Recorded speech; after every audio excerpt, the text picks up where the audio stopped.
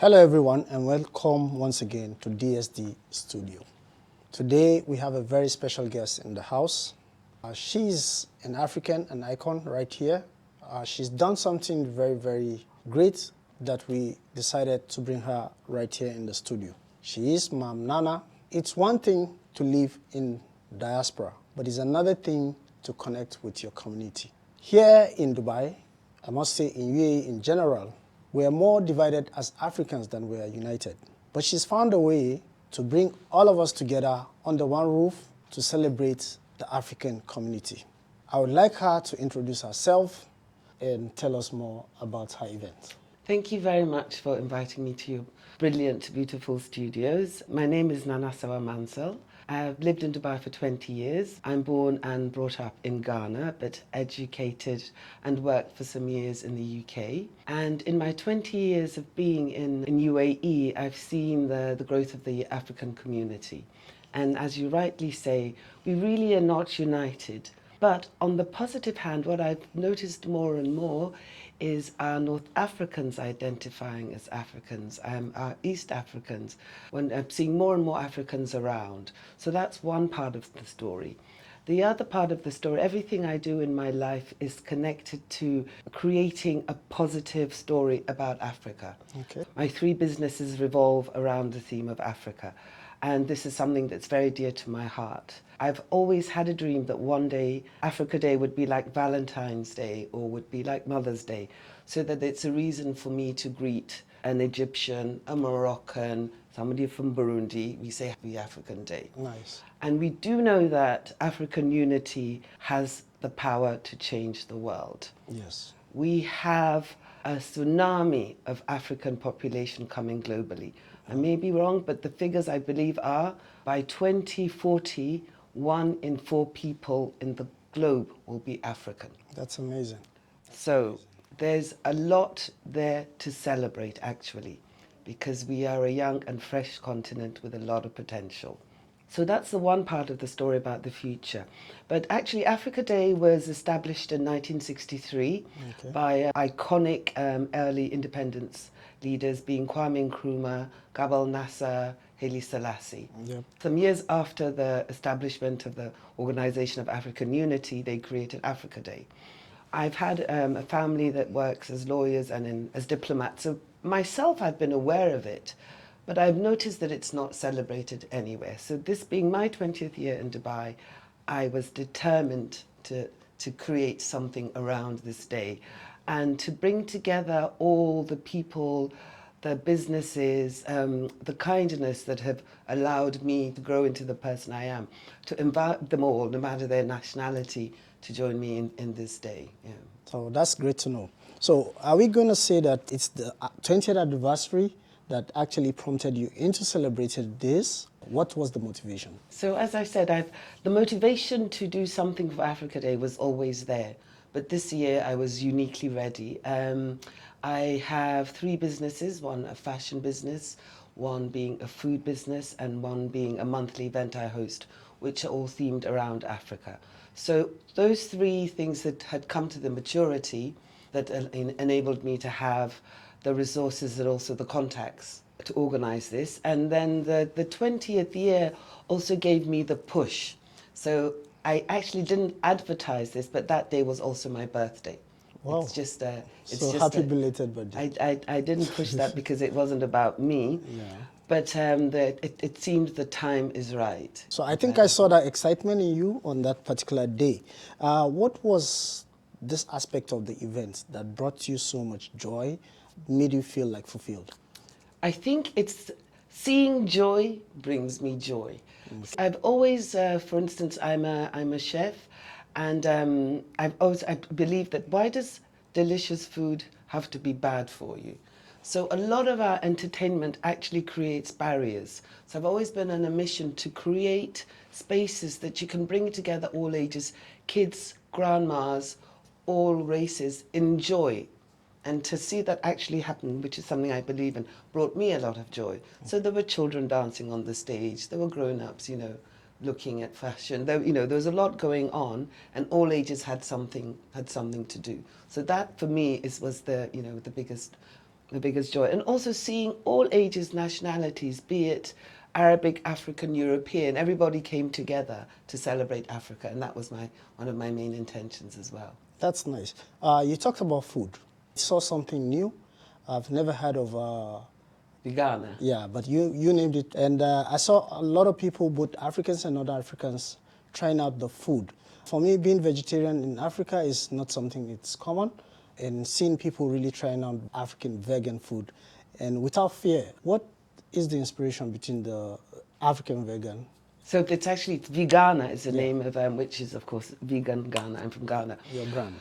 So actually, I'm very interested in our African authenticity. So in my fashion brand, in my food brand, in the events I create, the authenticity is very important to me. Especially in West Africa, our food is deliciously plant-based. Ghanaian food, Nigerian food, Ivorian food. I'm particularly fascinated by, say, the Nigerian use of leaves and other plants to create our delicious stews. We believe, I'll speak for West Africans, we believe in West Africa that we're meat eaters, but actually if you think about it, we are not really. They're very select parts of... We eat a lot of vegetables. Our dishes are created with vegetables. We don't even know how to eat meat that isn't surrounded with vegetables, as in spices. Yeah. If you gave the average West African Yeah. just meat to eat, they will cover it with a lot of vegetables. to make it palatable. Yeah. Chili. And actually, our traditions, and a lot of traditional traditions, must have been plant-based because, look, apart from particular parts of the Sahel belt, most of us don't have cattle. Most of us don't have or didn't have fridges or ice. So there was no way, as traditional West Africans, I speak for West Africans, we were eating meat on a regular basis. And actually, if they say the European or other parts of the world have eaten meat, they eat it kind of half. I will speak for Ghanaian and Nigerian because I know our cuisine. This is where you're more comfortable. We boil it and then we fry it and then we put the meat in the dish. And actually it just becomes a substance. And it's all in our head. Yeah. Now, if you also look at the figures as Africans, as black Africans, we are more susceptible to diseases that come from meat eating than other people, and this is a fact. I think the figure is we are 40% more likely to die from a meat-related disease than other races. Hypertension, these things are very high. We also tend to be lactose intolerant, which is very true. Also, our traditional food was all about vegetables. Okay. So actually, if you make jollof rice and you know how to cook, the stock doesn't come from the meat. It comes from how you engineer your tomato and your rice. Yeah. So the meat is very much something that we've been brainwashed into over I would say, since colonialism and after the Second World War. So most people, whether you're African or not, if I said to most people here, I'm going to kill your dog, eat it, most people will say, absolutely not. Yeah. Why in your mind is a goat or a sheep any different? Okay. But that I don't, with my brand, like I say, I don't believe that you can bore people into changing. I think motivation to make people change, if you eat my food, it's just delicious. It's not about whether it has meat or it doesn't have meat, which is why people come back over and over again. And most of my customers are not vegetarian. All right, that's nice. Aside the food, we had a lot of fashion. And most vendors I saw they were selling either one fashion jewelry or costume, or there was a lot of fashion and also arts, paintings and so on and so forth. How were you able to gather all these people, all these creatives in one place to be able to showcase all of that? So as I said, this event comes from the years of me being an entrepreneur. Okay. So with my two brands, I'm a fashion designer and I'm a chef. With those two brands, I've been hosting events. So over the years, people have been coming across. And I host a monthly event called Soul Sundays, which brings together all sorts of designers, like as in a market. So it's not just one event that you do have here in UAE? But this one was specifically giving a platform mostly to Africans. So I was able to be in touch with many small businesses, and I use Soul Sundays and Africa Day as a way to also give particular people, so I didn't necessarily go after very successful artists or very successful brands. That wasn't my intention. I was going as a way to help smaller businesses, you know, To showcase newer themselves. designers to showcase themselves. Now, I know that there's very other different fields of businesses that Africans in the UAE are involved with, but if you're going to have an event and you want it to be colourful and joyful, then one thing that all of us like looking at is art, fashion, listening to music. Okay. Yeah, so we had some artists, and we had even, I think, non-African artists perform. Right? Absolutely. Great music and everything. People danced, the kids were there.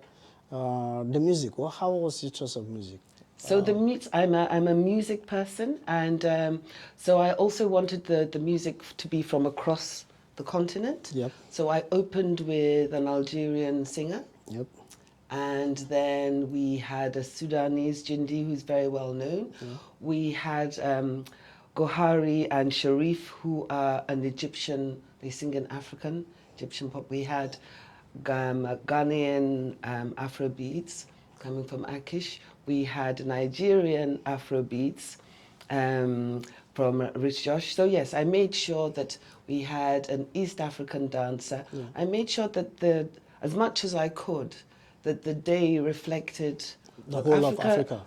Africa is, 54/55 countries. So I can't fit in that in the agenda. Yeah. But I try to make sure that we have a from representation. And also to see the colours. For me, far too many times when I go to an African event, it's about black Africans like me. But I want our North African brothers to embrace us and to join us. So I put special effort into that as well. Okay. Coming to talk about the whole event, how would you rate the success of this event? I would give it a very confident 11 out of 10. Was it within your expectation, far beyond your expectation, or just thereabout? It was beyond my expectations because I did this very much on my own. Okay. It was a very solo, very solo, with the help of my two beautiful assistants, Asal and Aya, but mostly on my own. So about a few weeks before, I looked at the numbers that I had to sell to cover the tickets. I considered all the logistics. And I thought, man, what are you doing? Maybe you should cancel. So even on the Monday before the event, which was on a Saturday, on the Monday I had still sold less than 10 tickets. Wow. And now I'm asking some big name artists. But But I believed and I pushed, and we, finally through the day, because it was 8 hours, I think we had nearly 500 people there, not all there at the same time. Yeah. So in terms of that, I had set my target to 200, so I more than doubled it. The performances were better than I thought. The reception from people who came beautifully dressed, came to enjoy their day was a lot more than I thought. expected. My food brand, we didn't expect to sell out of food. We never do. We sold out of food. So, and then here I am sitting with you, which is a wonderful result. So yes. What do you anticipate for this day? Is it something that is going to be a yearly event or biannual, or it's going to be a quarterly event? Are you looking forward to having people invest in partnering with you to take it to the next level? Or what is your dream and aspiration for this particular event? So you can tick all of the above. Everything you said is included. I have 30 years in marketing, and I specifically did not brand this event. The stage did not have my logos, not because I forgot to print them, but that my intention is, within a few years, as you see on Mother's Day or on Valentine's Day, restaurants, other bars, schools will say, it's Africa Day. Okay. So I want everybody, not just Africans, everybody To want to just celebrate the day. To celebrate the day. And I want this to be the start.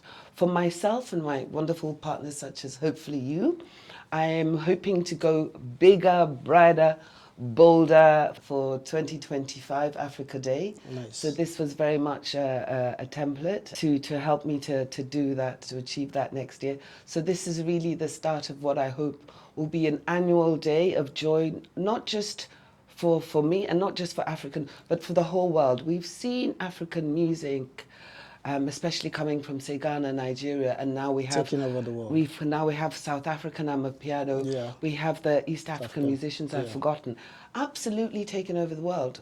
When I was younger in Ghana, we would listen to American music. I mean, reggae at least, but that had nothing to do with us.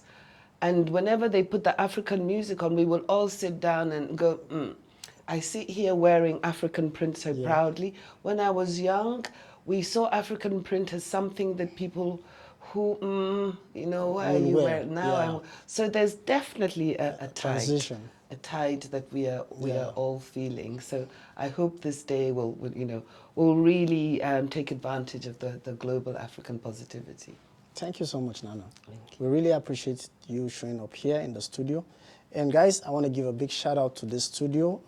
It's new in town, and if you're here in UAE, interested in doing anything that has to do with media, multimedia, or you want to do some kind of production, please don't hesitate to look at DSD Media. You can check our website, dsdmedia.ae, and you can visit our studio by following the address that you find on our website to connect with us. I want to appreciate Nana for the gesture to also honor the invitation that we gave her. And I'm sure you have seen some of the clips from the event, and you know this hasn't been an easy journey for her to put it up together and to showcase Africa and celebrate Africans here in the UAE. And we want to say thank you to her.